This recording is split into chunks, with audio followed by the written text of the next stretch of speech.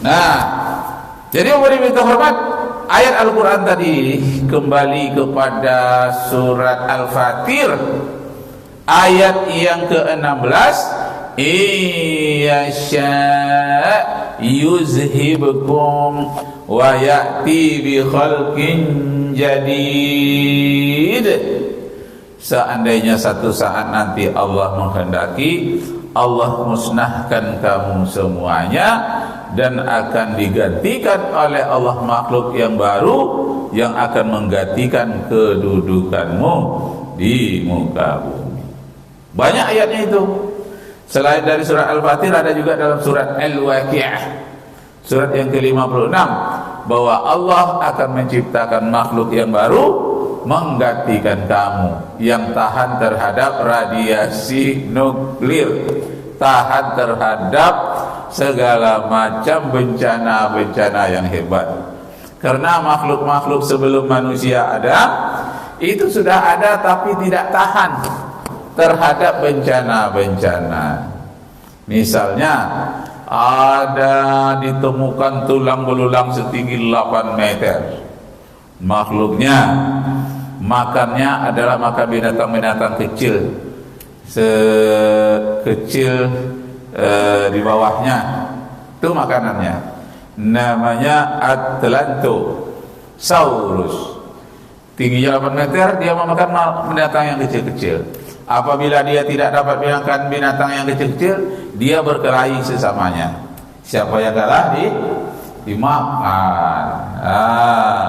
Atau yang tua-tua, yang sudah sakit-sakitan, yang tidak bisa lagi berombong-rombongan dengan rombongannya, dia selalu tertinggal, sakit-sakitan, mati, dimakannya pula. Itulah makhluk-makhluk yang jauh sebelum datangnya Nabi Adam ke muka bumi ini. Jadi Nabi Adam datang ke muka bumi ini dah sempurna semuanya. Tumbuh-tumbuhan sudah banyak, binatang-binatang dah lengkap semuanya, baru Allah datangkan Nabi Adam, sehingga dia mudah beternak, mudah menanam gandum. Kenapa? Tinggal memilih mana tumbuh-tumbuhan yang akan dilestarikan, yang untuk dimakan, mana yang dibiarkan saja. Binatang begitu juga, mana yang jinak, yang bisa dimakan, diternakkan. Nabi Adamlah yang pertama beternak dalam kisah Qabil dan Habil, di mana dalam kisah itu Qabil dan Habil itu harus berkorban dari hasil ternaknya. Ternyata Allah Subhanahu wa taala menerima korbannya si Habil. Kenapa? Karena si Habil ini untuk korban dipilihnya kambing yang paling cantik, yang paling hebat, itu yang dikorbankannya. Kalau si Habil dipilihnya mana yang dia tidak suka, yang cacat itu dikorbankannya. Yang si Habil yang diterima, akhirnya dia merasa iri kepada si Habil.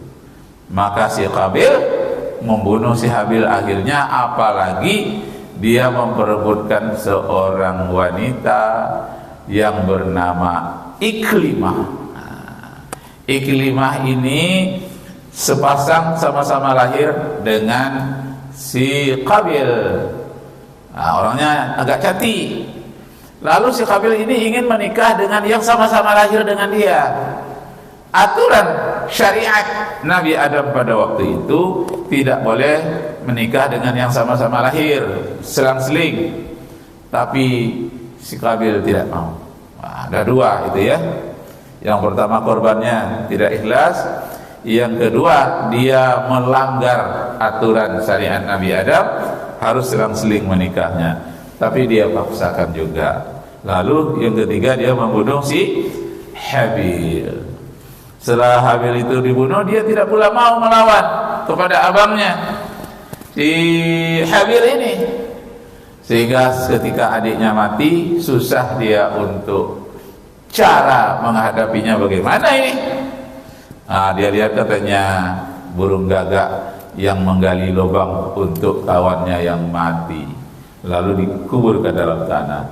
Nah, dia pun menggali tanah pula, dimasukkan Habil ke situ.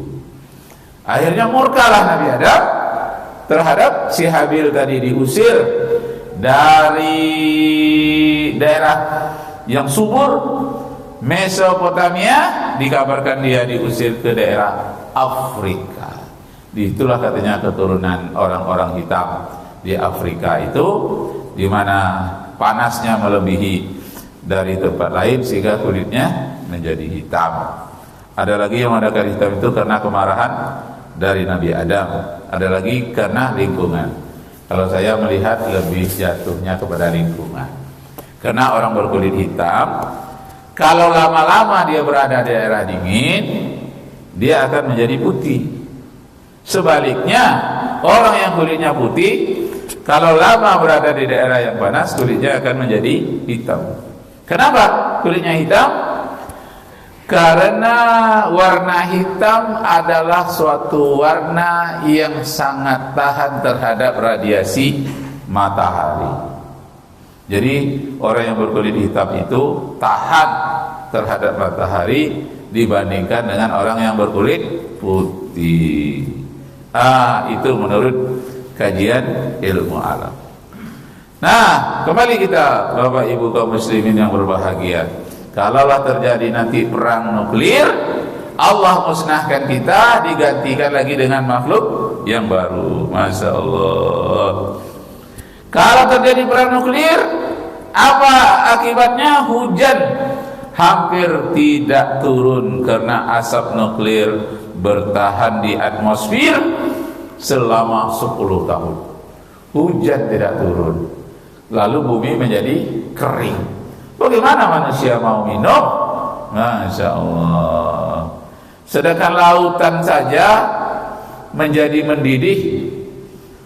Itu waktu kejadian di Hiroshima Nagasaki itu ada orang lari ke sungai karena saking panasnya, agak jauh dari pusat jatuhnya itu, tapi panasnya terasa, masuklah ke sungai. Ternyata sungainya juga mendidih, panas juga, mati juga. Masya Allah, bahaya. Perang nuklir itu bahaya sekali. Dan kemudian ancaman kelaparan betul-betul akan menyakitkan. Bagaimana manusia nggak lapar? Dia akan memakan hewan-hewan yang di sekitarnya, termasuk hewan ternaknya. Kalau di Eropa dengan anjing-anjingnya sekali itu kan dia makan. Tidak ada lagi yang mau dimakan. Nah, itu hanya bertahan beberapa minggu saja. Ujung-ujungnya akan mati juga. Kenapa nuklir itu tercipta? Karena diolah oleh tangan-tangan setan yang mengendalikan otak manusia. Makanya Al-Quran mengatakan, Zaharal fasadu fil barri wal bahri bima kasabat aydin nas. Terjadi kerusakan di laut, di darat dan di lautan akibat tangan-tangan setan manusia, tangan-tangan jahil manusia. Nah, jadi perintah firman, siapa yang menciptakan bom atom itu? Yahudi.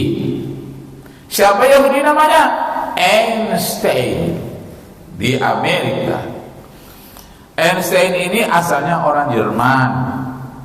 Akibat perang antara Jerman dengan sekutu, Jerman ini berteman dengan Jepang waktu perang dunia kedua.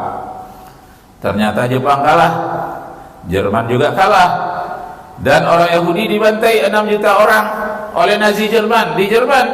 Maka melarikan dirilah orang-orang Yahudi ini, termasuk ilmuwannya yang bernama Einstein. Lari dia ke Amerika. Sampai ke Amerika, orang ingin membuat senjata baru untuk memenangkan perang. Lalu Einstein ini di dalam mapnya, di dalam catatannya masih ada, karena dia ahli fisika, masih ada catatan-catatan penelitian mahasiswanya waktu di Jerman tentang membuat senjata yang paling mematikan di dunia. Mahasiswa yang dia bimbing di Jerman itu dua orang suami istri namanya Mary, si Mary.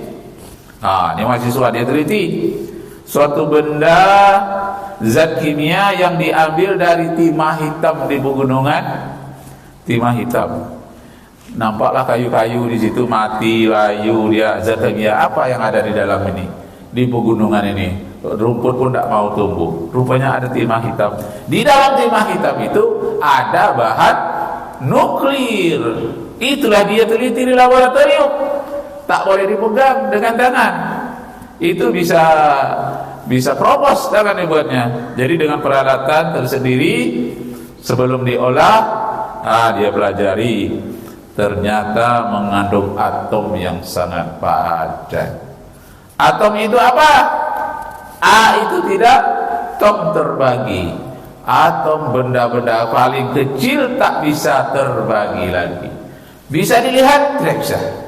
Kalau mau lihat juga harus dibesarkan sampai 2 juta kali melalui namanya teropong elektron. Dia lihat di laboratorium.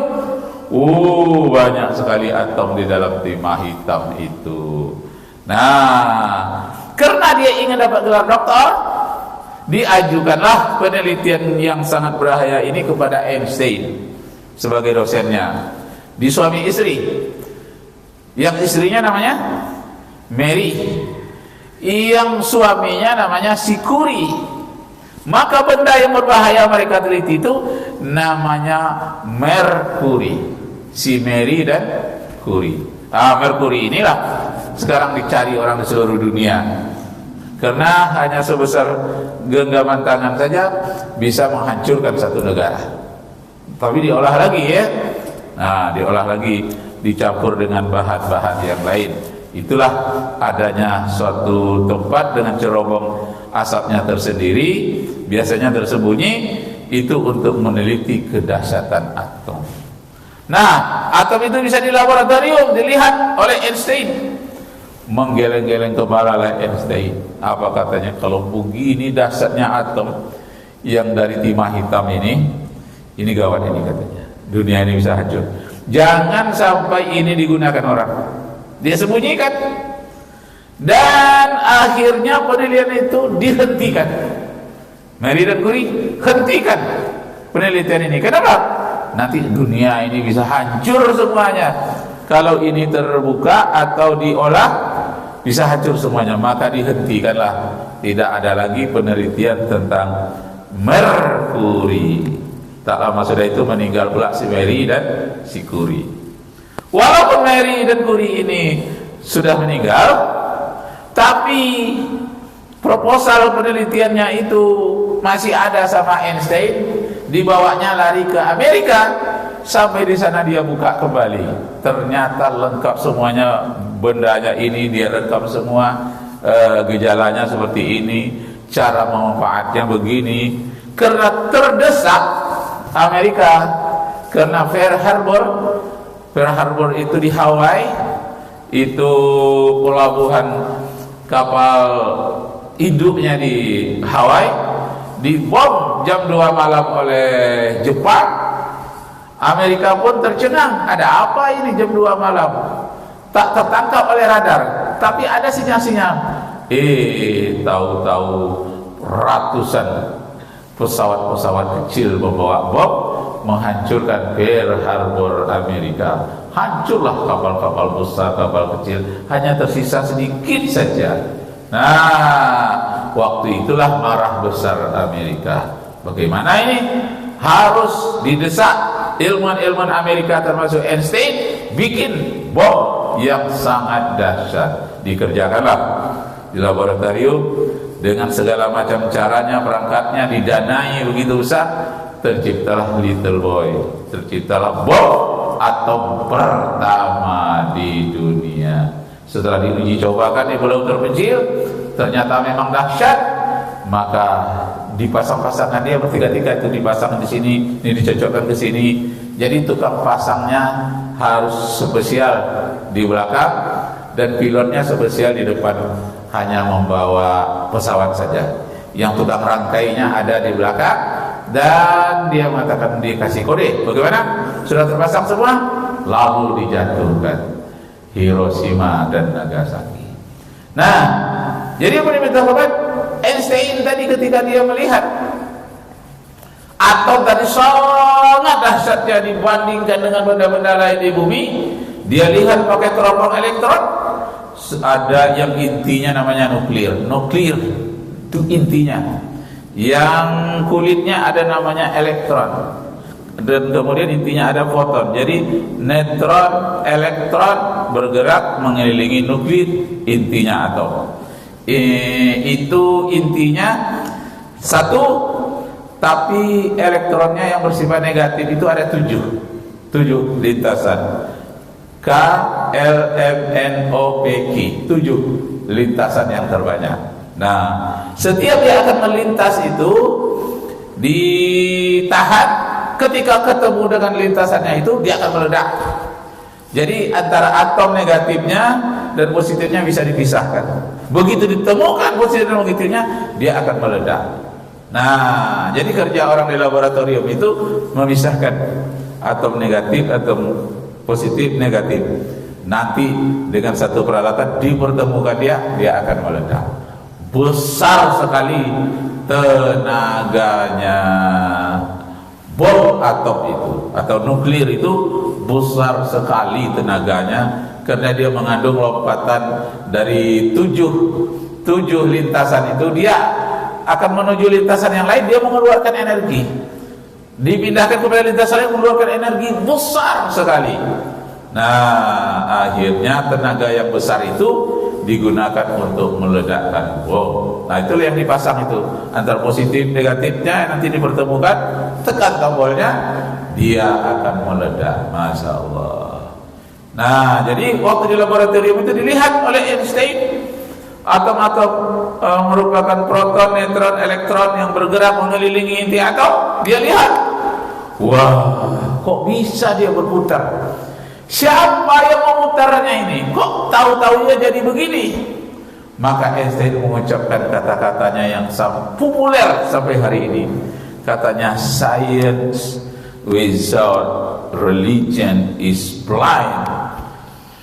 Religion without science is lame.